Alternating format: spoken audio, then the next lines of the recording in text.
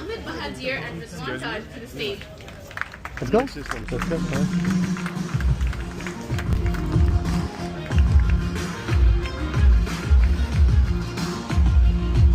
Left or right? Thank you, everyone. Thank you, Mr. Ahmed. Thank you for joining. Guys, I have to start off by saying that you've all traveled around the world and you've all stood in the airport waiting for a physical SIM. Gone are those days. And over the last few years, Mr. Ahmed, I've really been one of your happy customers, your consumers. I'm here not interviewing you as a journalist, but I'm here to interview you and talk to you and understand a little bit more about your company from a consumer's point of view. I want to see hands up in the air. How many of you have had that struggle, landing in an airport and not having connection? See, almost everybody. A lot of you, I'm sure you've heard of Airalo. Sir, let me start off. Could you please give us a short introduction about yourself? First of all, thanks for inviting me. So, my name is Ahmed Bahadir. I'm the co-founder of Airalo, and basically what we do is we are trying to remove the pain of connectivity when you are traveling globally. That's pretty much what we are after. Thank you so much. So I just found out today that you guys actually started in 2019, if I'm not wrong. So I came across your product in 2021, right after the pandemic when we were re-allowed to travel again. And I've used this product throughout the world, and I have to say it's pretty amazing if you haven't tried it. Let's go back to the beginning. How did this start? I mean, is this something you started as a passion project, or did you always know that this is going to become big? I've been an entrepreneur almost all my life, like since probably 18, 19 years old. I've been building lifestyle businesses, failing them, building, failing, building, failing. And one thing I think that is if I'm true to myself, I know that entrepreneurs at some point we all like to talk like beauty pageants, as in we wanted to save the world, I wanted to make an impact, I want to do this, but my reality was I built Airalo out of survival anxiety, because it's not that I'm passionate about traveling, it's not that I'm passionate about connectivity in the first place. And if every entrepreneur is true to themselves, they'll also figure out that there's a real reason that they may not be sharing with others. And my real reason was I was super broke and I simply had no other choice but to make something work. And as someone who had some familiarity with the telco industry, and when I heard that Apple is going to ship the first eSIM compatible phones, my first hunch was, okay, the world is going to need an Amazon for eSIMs. Sure. Why am I not building this? But to be honest, I'm just passionate about not being homeless and not being broke. That's an amazing motivation, by the way. That's my biggest passion. That is a lovely motivation. That was one of my second questions. What motivated you to start this project? But I think we understood that already. Now, I'm sure a lot of you out there are entrepreneurs, or some of you out there want to, start a new project. What would be that one advice you would like to tell those type of people who see themselves becoming someone like you one day? I think again, as someone who failed a lot of businesses, I think the truth is still the truth, and as we say, the main thing is the main thing, which is if you don't build something that people love, it's not gonna work.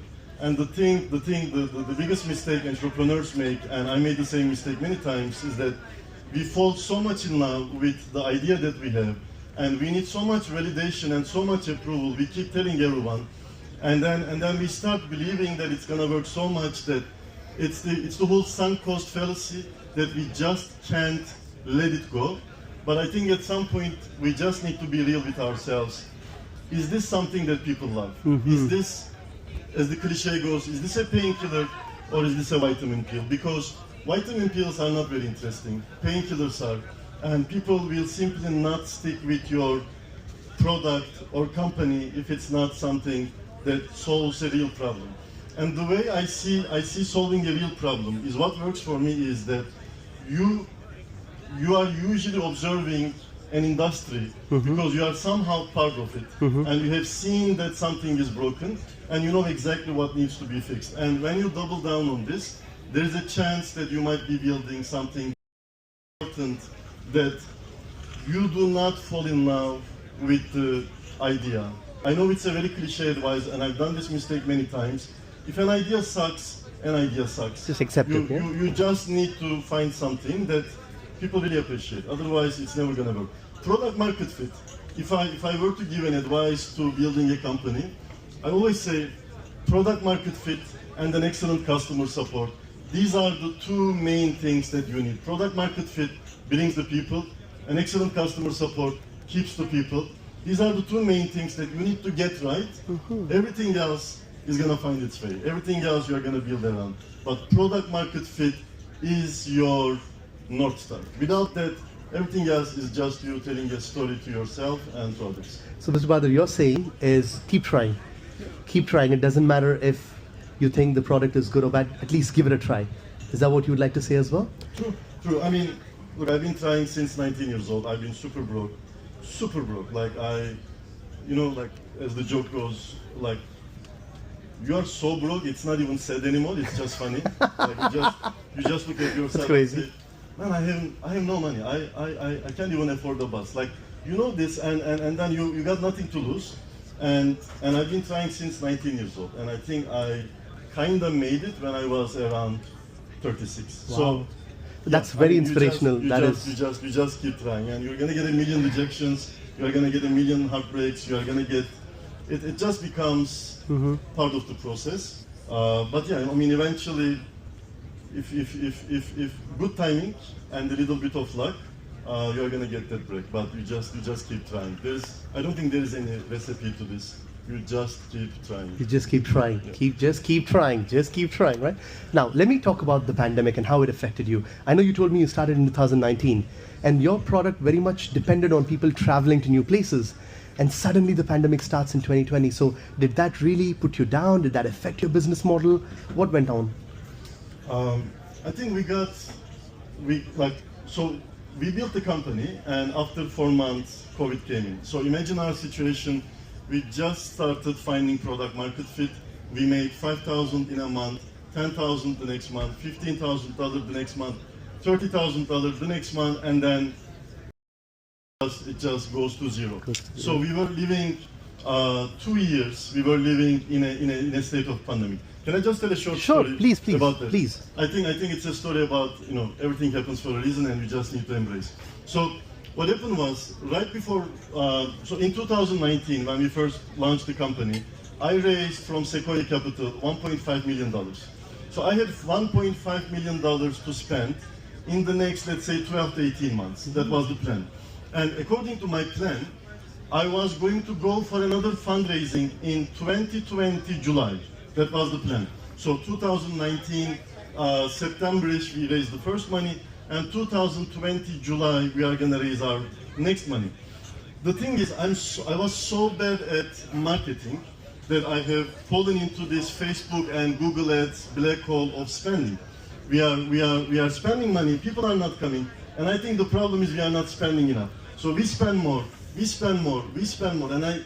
as someone who didn't observe the P&L correctly, I didn't know that we were literally losing $150,000 to $200,000 every month. That's crazy.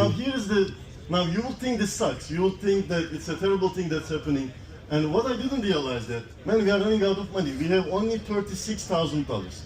So I go to the Sequoia office, and they say, you suck as an entrepreneur. You have spent, and this is true. And the way I remember the way he looks at me, and he says, $1.5 million, and you spend it in 4 or 5 months. Because I was really bad at managing the marketing side of this. But what happened was, in December 2019, because we ran out of money, I had to go for a fundraising before 2020 July. So in 2000 December, because I spent the money so carelessly, I went to Rakuten and we tried to raise our Series A money, which we did right before 2020 March.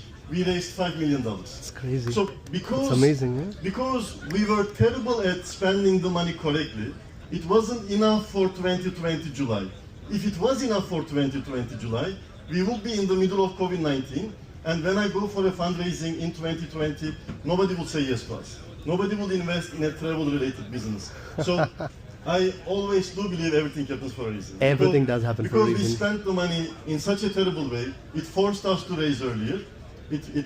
So we made sure we had $5 million in our war chest in the middle of COVID-19, which actually took us through the whole journey. You know, my next question was finding the funding difficult, or was it difficult what came after the funding? But I think you've pretty much touched on that. But would you like to say in a one single statement, was finding the funding more difficult, or what came after was more difficult? I think finding the funding is, like, my observation is pre-seed, seed. That is my own observation. Okay. The first time that you are trying to get the first 50,000, the 1 million. That's when nobody believes in you, right? That's the early stages. We raised $60 million in Series B and $200 million in Series C. That's amazing. Wow. I'm not making this up. They were so easy to raise compared to the 1 million, the 5 million that you are. Because in the first stages, you are trying to get them to believe in you.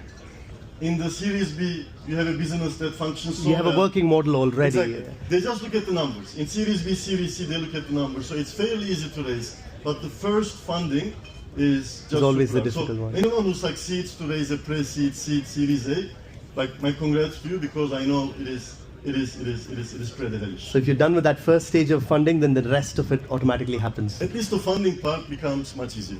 I remember in 2021, one of my very good friends who was a captain in Air Arabia, he's the one who came up to me and he told me about your product. And since then, I've been very, very religiously using your product. And what I've also realized is that it is super fast. The network connection is really good as well. How did that, I mean, were there any technical difficulties? How do you correspond with so many different countries? How did that work? Again, it's basically what we need to do every single day. We go out there, we talk to every single telecom company, and we basically try to get their connectivity. So what Virgin Mobile does we do today in one country, we try to do this in 190 countries. I have to go to the etisalats and do's of every single country and talk to them and get their tier 1 connectivity. So it's just a matter of resources and time, and then you basically talk to every single telco out there. Awesome. And if you cannot convince the big guys, you convince the second guy, because there is always a company that wants to work with you. So when you get the rejection from the first guys that you have in mind, you just go to the second one and just create that cute FOMO between each other. Hey, you are rejecting me, I'm gonna have to bring traffic to your competitor, and then you see that everyone eventually wants to work with you. In our first days, we were getting rejected by everyone, like literally everyone, the telcos, not just the investors, but the telcos. Why should I give you my connectivity? Why should I let you steal my roaming? I mean, I'm selling SIM cards at the airport myself. Why should I give this to Airalo? So when the first guys reject you, you go to the second guy, who doesn't make so much on roaming revenue. So they need the revenue that you will bring them. And this happens so many times in so many countries that eventually telcos now come to us and we get to pick which telco we are going to work with. Let me see your prices. Let me see your quality. So now we get to pick our telcos. But in the first days, you just need to beg for, I just had to beg for connectivity from every single one of them. We have a minute and a half left, so one last. Capitalism recognizes you as an ROI, as a return, as a P&L. And this is our promise at Airalo, that we are gonna be a bunch of kind, empathetic people. We are not gonna be these hyper tech bros who are trying to eat the world and who is all about P&Ls. We are gonna create a culture which proves the world that a bunch of good people can play this game just fine. You don't have to be narcissistic. That's quite noble. That is quite amazing, right? Give a big round of applause. You don't have to be wild. You don't have to eat the world. You don't have to wake up every day and say, I'm gonna kill these competitors. There is enough food, there is enough table. Everyone can be a part of this. So this mindset changes everything at Airalo, because psychological safety is the biggest thing you can provide as a CEO to your people. And when they are safe, you don't need to micromanage. They become their own police. Correct. We call it vicdan in Turkish. They become their own police. They just start managing themselves because they know that they're part of something so safe, so beautiful. They don't need to be managed crazy with KPIs and OKRs. They just know that just a bunch of common good people should just play this game just as fun. No, that is amazing. Thank you so much. Give a big round of applause. I think any other CEOs out there who are listening to him, you have a few good lessons to learn from that. I think happy employees will definitely work towards the better future of the company. Thank you so much, sir. It was great talking to you. Lovely getting to know him. Please check out Airalo. If you haven't tried the eSIMs, personal opinion as a customer myself, lovely app. Thank you so much, everyone. Thank you. I have a very personal story to tell. Why don't you hand over to my son? Thanks so much. You have a minute. Thanks so much. Nice job.